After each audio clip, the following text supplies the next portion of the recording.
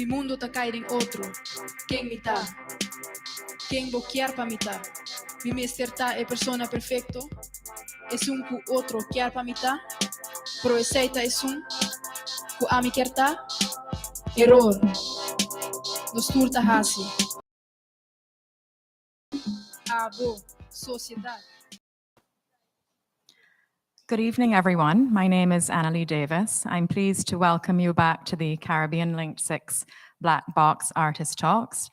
Caribbean Linked is a very special and unique program which invites artists, writers, and curators to come together from across the different linguistic regions of the Caribbean, to live together, to work together, and to produce an exhibition at the end of their time here. These Black Box Talks open the door for you watching online from across the world and those based here in Aruba to learn about the amazing work being done by contemporary artists from the region.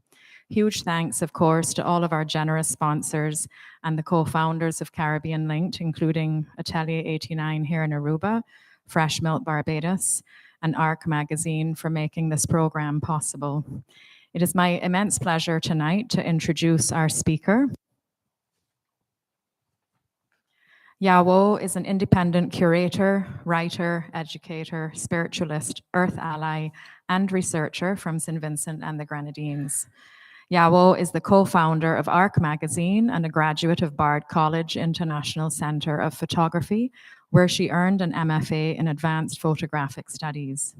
She is co-director of Caribbean Linked, a regional residency program held annually here in Aruba, supporting cultural exchange, and co-founder of Tilting Axis, the annual meeting charting arts activism, decolonial methodologies, and models of creative sustainability across the region. Yawo held a 5-year tenure as chief curator of the National Art Gallery of the Bahamas through the end of 2019. Most recently, she joined the Hub Collective, Inc., an arts nonprofit based on her home island of Bequia, to build out their sustainable, regenerative, environmental, and intergenerational pillars, and is co-founder of Sour Grass, a curatorial agency supporting contemporary Caribbean art practice. Most recently, she was onboarded by Amber Fee as Caribbean Arts Advisor and Mentor in their building of an NFT marketplace for the Caribbean Free Trade Zone. And before I hand over to Yawo, I'll ask everyone to hold your comments and questions until she has finished her presentation. And over to you, Yawo.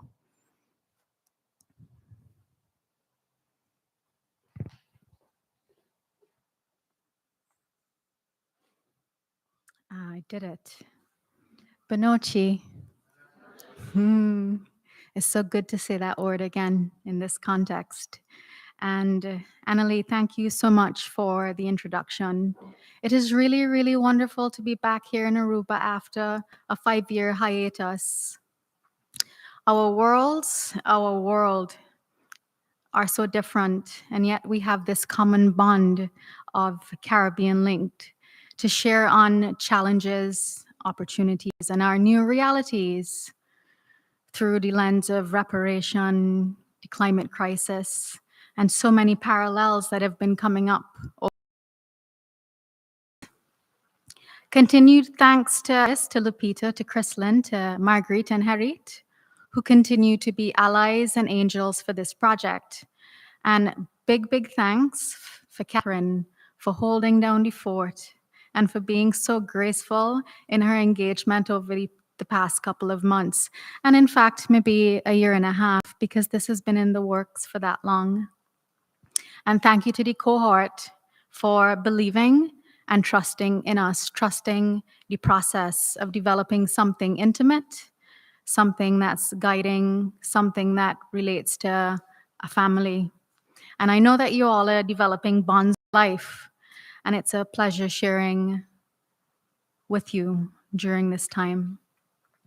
Like I was saying, I've been really impressed and inspired by the stories that have been shared during the Black Box Nights, and I acknowledge the tensions that are erupting within our ecologies, through our lands, a different kind of ravaging, the uprising of ancestral technologies, community rememberings, and the disappearance of our spaces.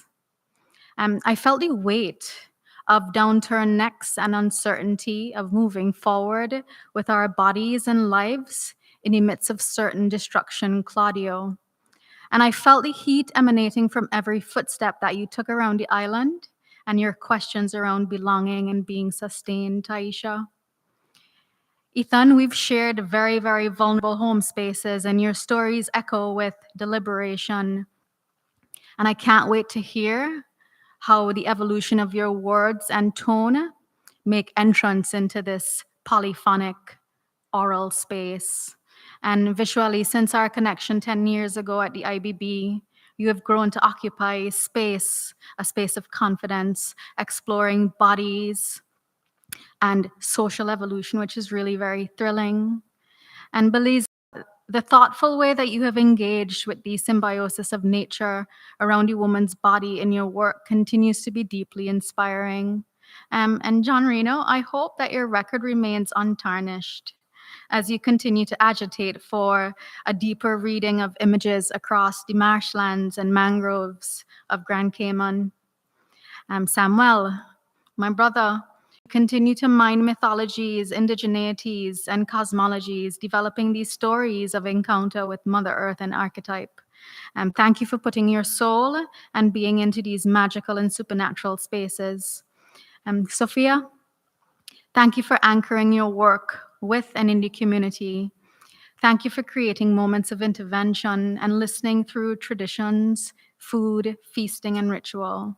Thank you for also caring in such intimate ways about the work being created here. Justin, I appreciate your connection to Ruku, to the sacred, to the red, to the earth, to the twins, and I honor the ground that you're trying to bring forward. And to Romy for your whimsical interpretation of our islands, the horizons, the detritus, the womanish ways. Thank you for calling up the mangroves, and thank you for the cleansing. And finally, to Elvis and Catherine for providing context around this home which we exist in. how we remain connected, how we remain enmeshed.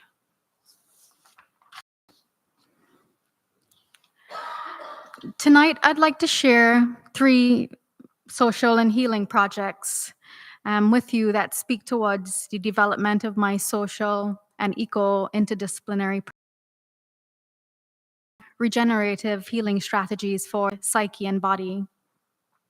I have been always invested in the spirit of place, and I come from a archipelagic, low-lying island territory embodied with spirit, sitting on the front lines of climate change.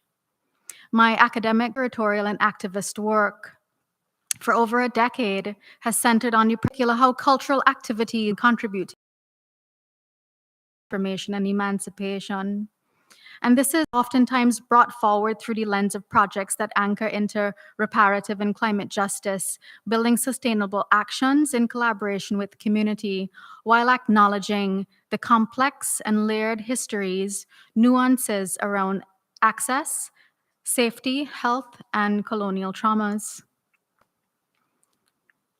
I'm sure that some of this is repeated, but on September 1st, 2019, as Hurricane Abaco Islands and stalled over Grand Bahama in the days to follow, our collective breaths were shallow and gasping, very much disconnected from our lives.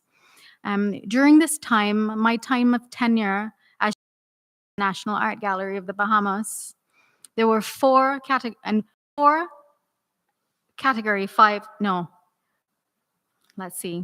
there were several Category 4 and 5 hurricanes.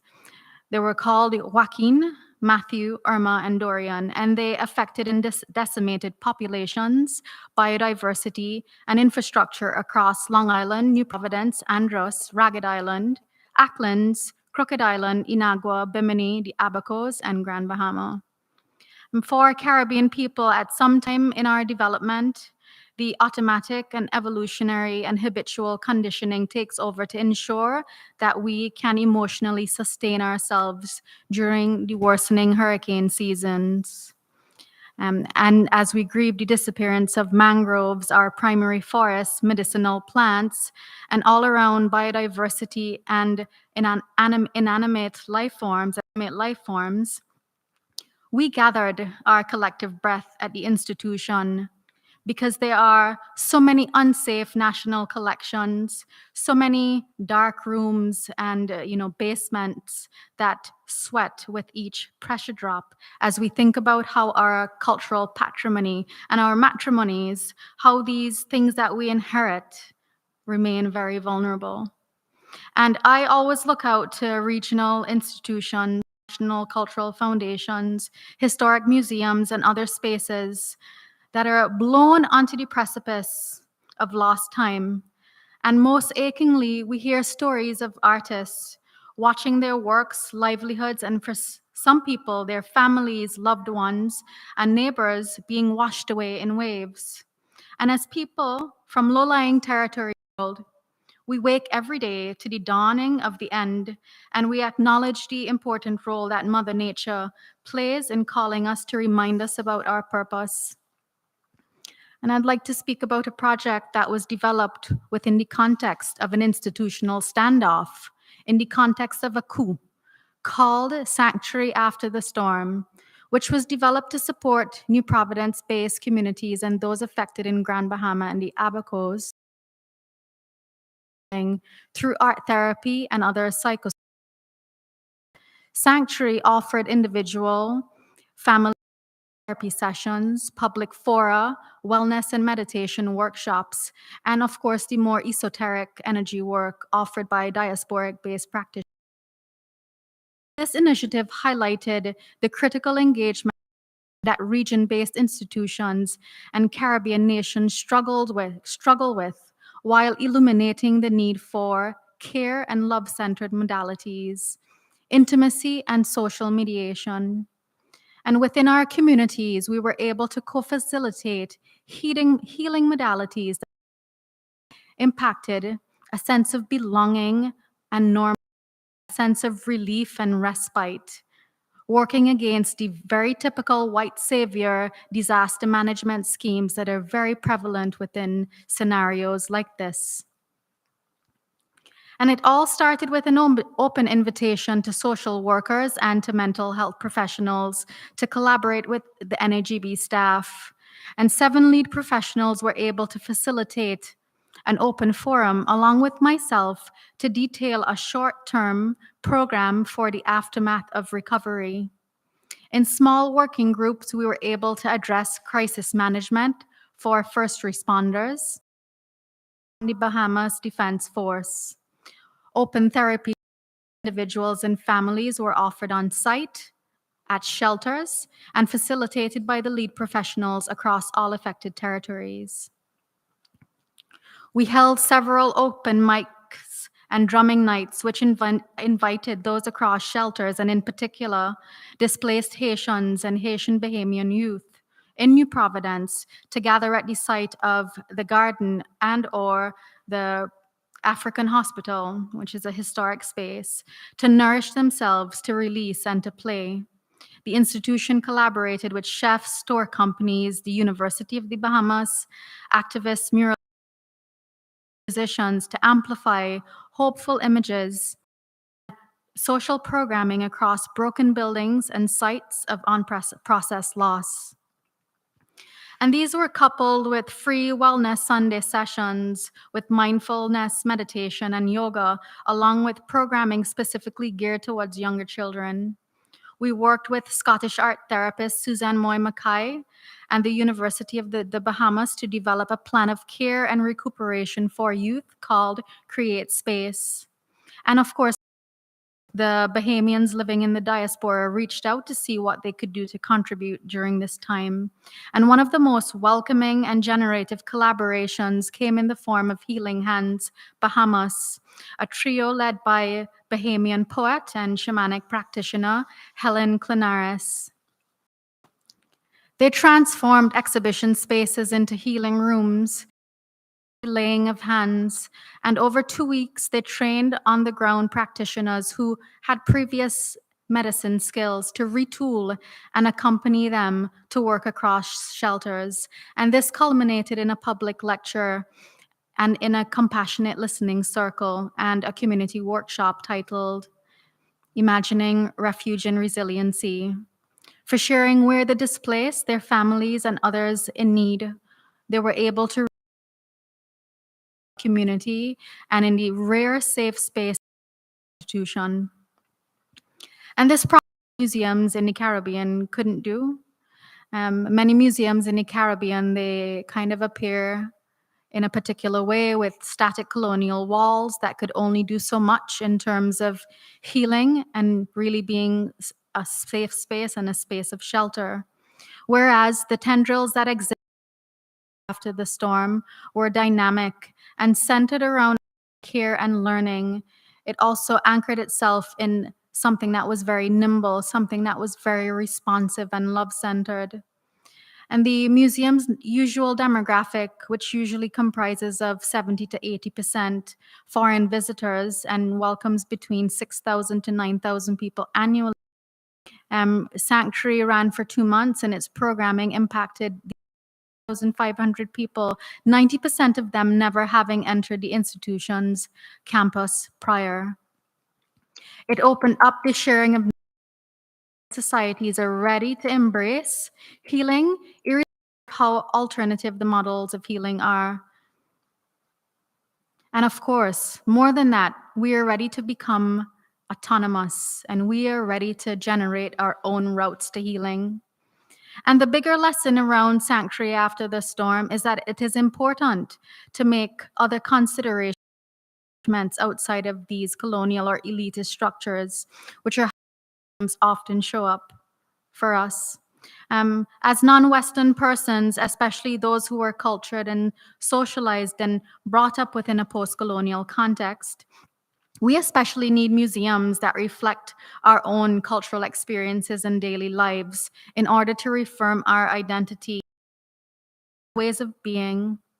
And while the region is still very resourced, It is time to disrupt the ongoing definition and structure of museums across the SIDS to bring into alignment with community values. And I feel as though there is enough feedback to develop that fit within our realities. And I'm interested in understanding what that means in terms of adapting the criteria to find a more useful way to integrate place, the natural world, our histories, especially in the wake of all of these losses due to climate emergency.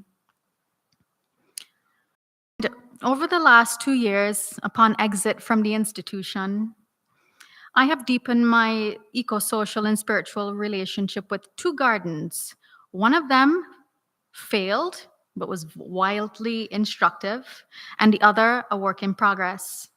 I am currently working on a technological knowledge and intergenerational archival project, Bush Medicine Revival, or BMR, funded by the Prince Claus Fund and the Goethe Institute under their call, Cultural and Artistic Responses, on my 7-square-mile island home of Baguio, located in St. Vincent and the Grenadines, with a population of 5,000 people.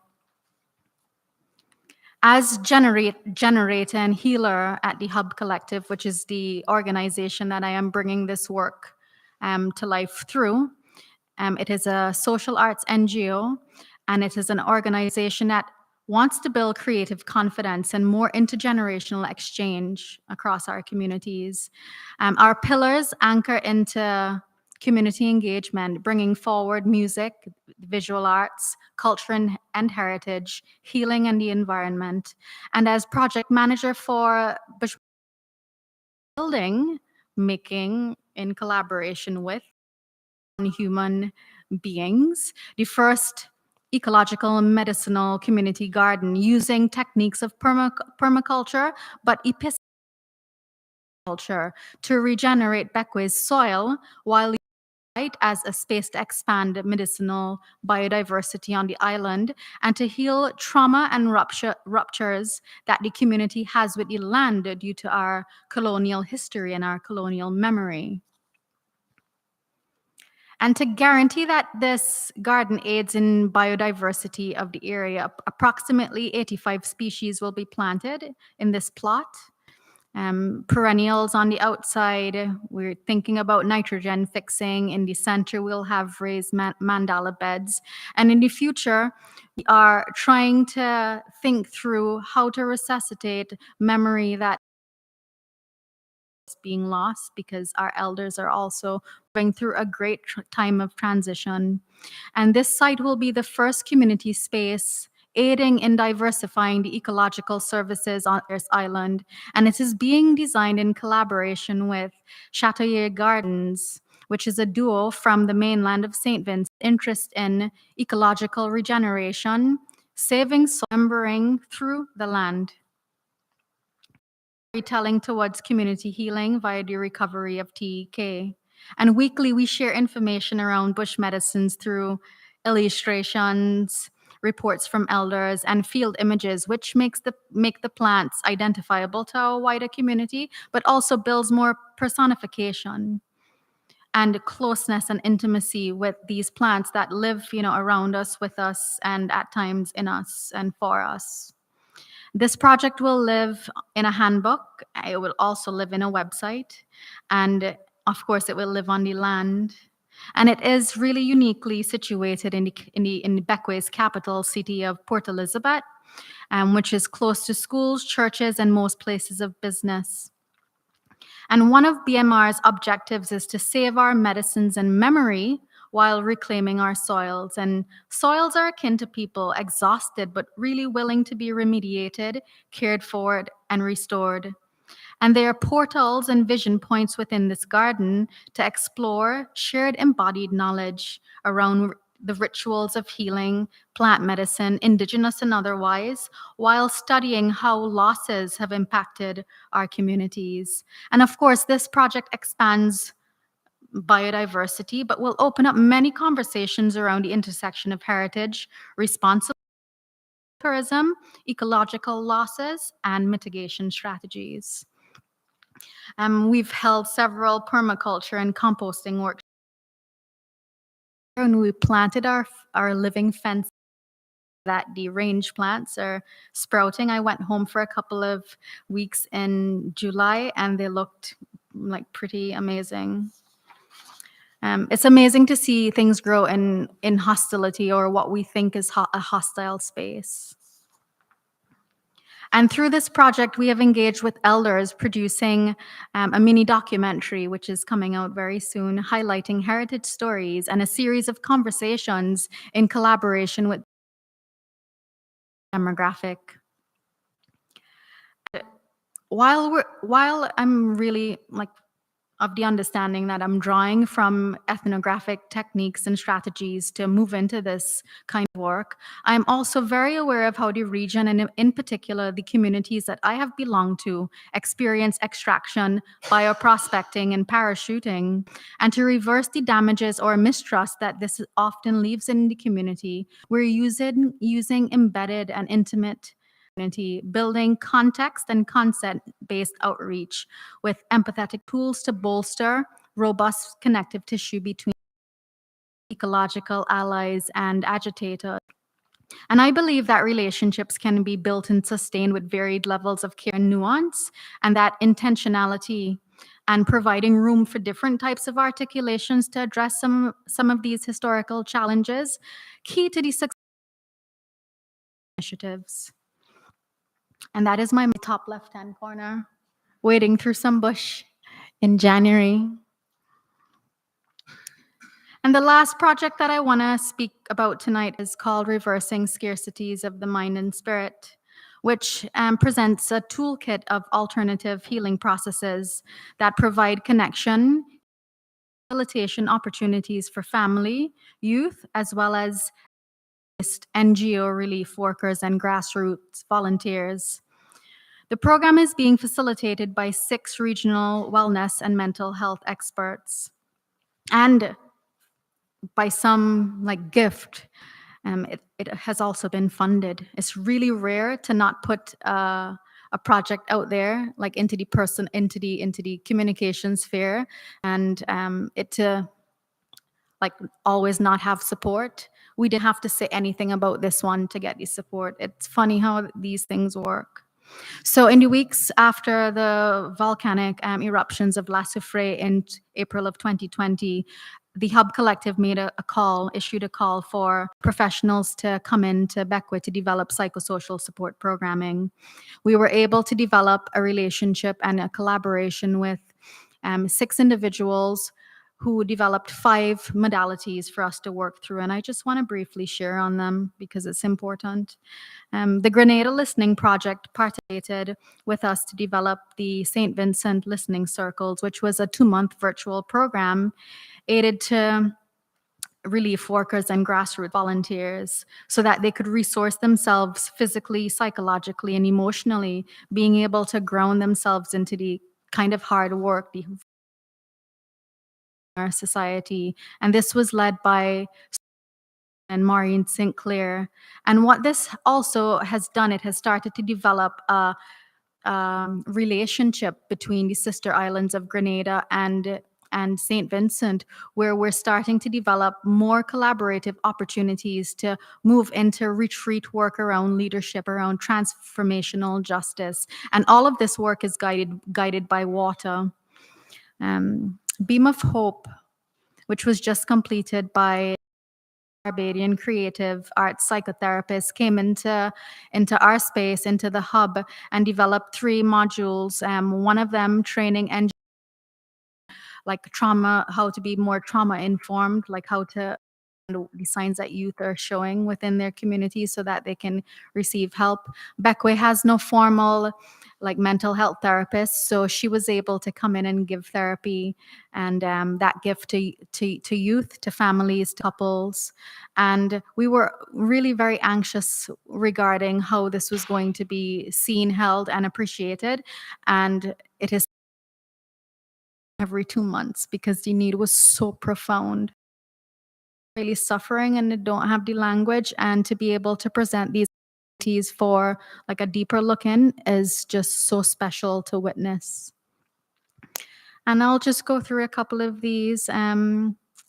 We're doing so much work. This is called the Creative Recovery Summer Camp, where youth are able to move through these programs where they can work to alleviate certain kinds of pressure. They can like build their creative confidence. They can find their voice. They can build solutions around how to be embodied within themselves. So we live in a world where we have become very disembodied. So creating social spaces that allow for that, thing that is rare and very unique.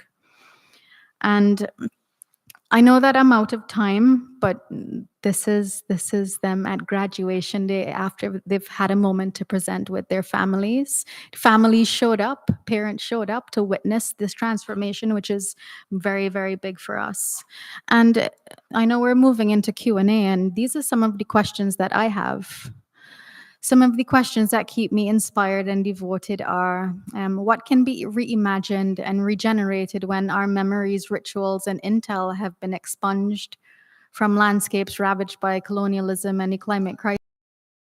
Pandemic ills be ruptured or healed, the power of the imagination and our stories? And can we perhaps develop regenerative projects that connect adaptability and resilience in the most vulnerable in our communities and are not and can repair their fractured relationship to one another? So, thank you for listening in. We can go back to that slide if anything resonates in the room. It's really interesting to be at this space, to be able to share and articulate the deep challenges that we face. So I appreciate you listening in, and I look forward to the engagement. Thank you.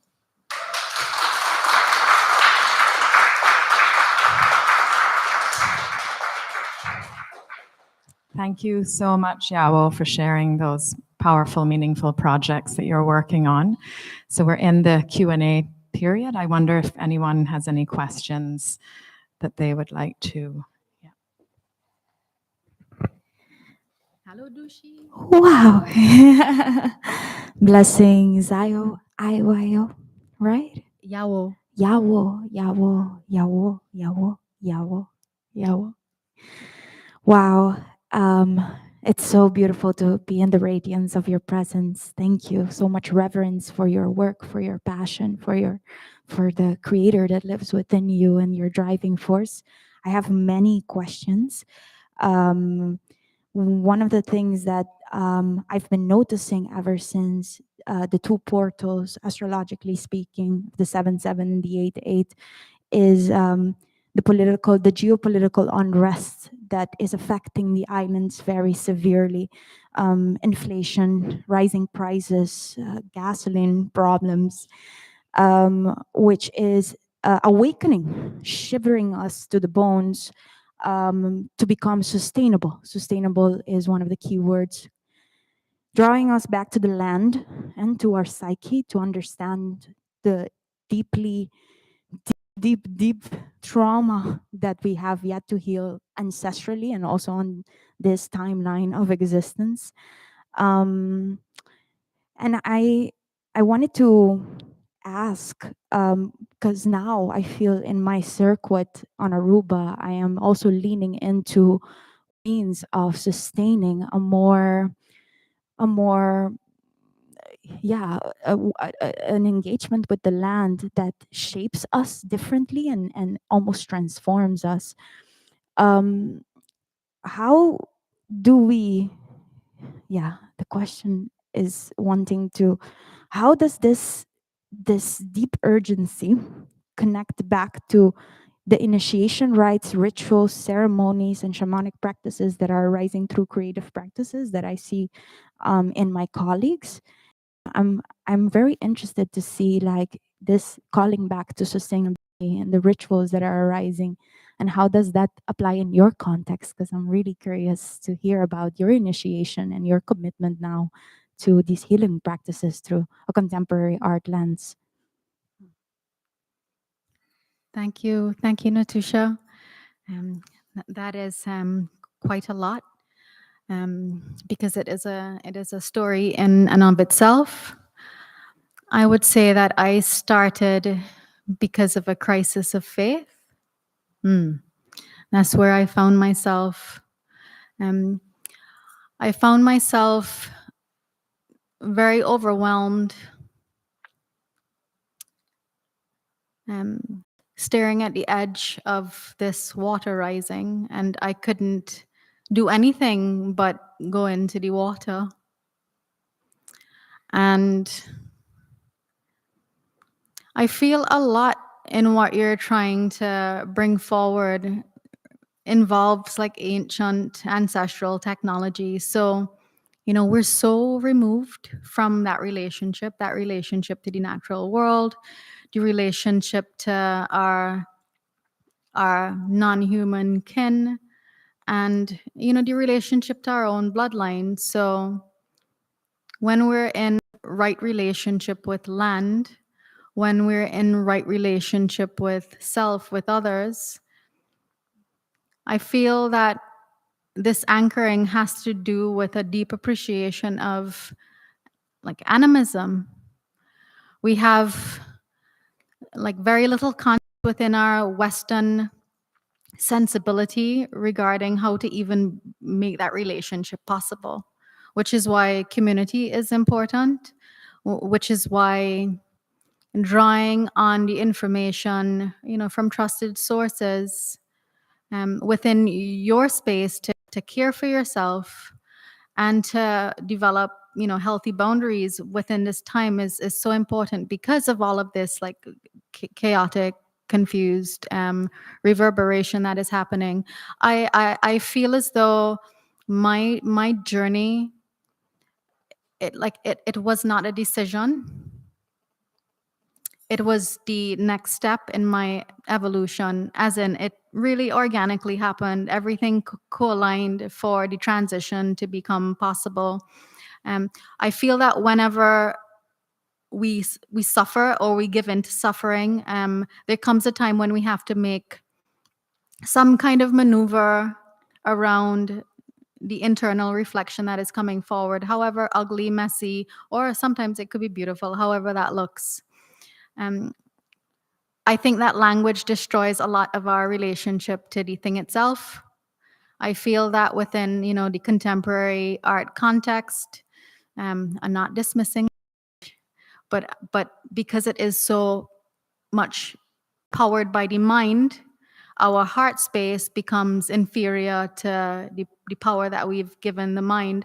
And as such, the fracture occurs and we're unable to move through both things being reconnected. When you connect heart and mind, you connect to like the ground, you connect to the ancestors, you connect to this technology that is really very much ever present and everywhere. You don't have to look for it. And all of that is around the crisis of faith because we're looking so hard for everything. So perhaps, reworking the ego is one way to become more aware of that energy and that potential. And I know that, within myself, you have to be really ready to do the hard work of not abandoning community. And it is not something that everybody could sign up to do. And I'm not saying saving, because this is not the work. The work is being in collaboration with community, and you are the center of that community. So I and we are one, and Ubuntu comes forward as to save us because there is no separation between the I and the we. So a little bit of that is involved in this process, and it's becoming clearer and clearer that as Caribbean people, we used to have that technology readily available, 16th century onward, with this, melding of cultures, melding of different spaces, how we've coalesced, and, this kind of violence that occurred in our landscapes. There needs to be a lot of work done on the actual ground. And I think that once we're able to do that, perhaps we'll find more space to be. Yeah. Thank you.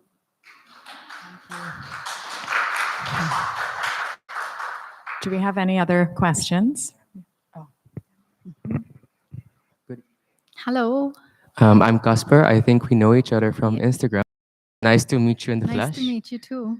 Yeah. I have a question, but also a message in the sense of that education is extremely important for healing, especially our communities, as the children are our future. And I was wondering what your perspectives are on cultivating more awareness around what we're teaching our children, on a global scale. And also, how can we start from as soon as possible to cultivate a nourishing soil for our children to bloom into the expressions that they were meant to be, with as little imposition from our fractured society and all the trauma that is going on collectively.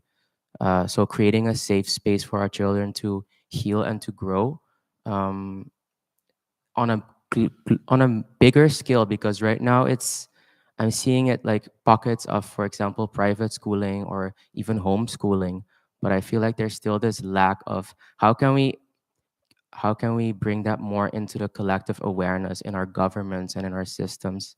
And even like the fact that we don't have anything to do with growing our own food or like medicine in our education programs at this point, I feel like that we really need to start addressing as soon as possible, so that children at least know how to connect with the lands, so that they can explore that, whether they're in educational settings or in their own homeland setting or whatever, that they can develop their own relationship with the land, because we don't need to steer so much when we can cultivate that inner awareness from as early an age as possible. So that's really something I've been questioning. Also, how can I contribute more to that? I really feel called to working with children as young as they are, as young as possible, so that we can really create a safe and wholesome container for them to bloom effortlessly. Yeah. I feel as though you've answered your question. But one word, agitate. Become an agitator. Become an actor. We don't have to like give up all our autonomy. We could have all of our autonomy. I come from a place where we have a ministry of culture that is like umbrellaed and unimportant and never financed. I've been in this space in terms of that kind of scenario for a very long time. So if we continue to wait to be valued by other people, we continue to say yes to how things are. Thank you. I think we have time for one more brief question. Oh.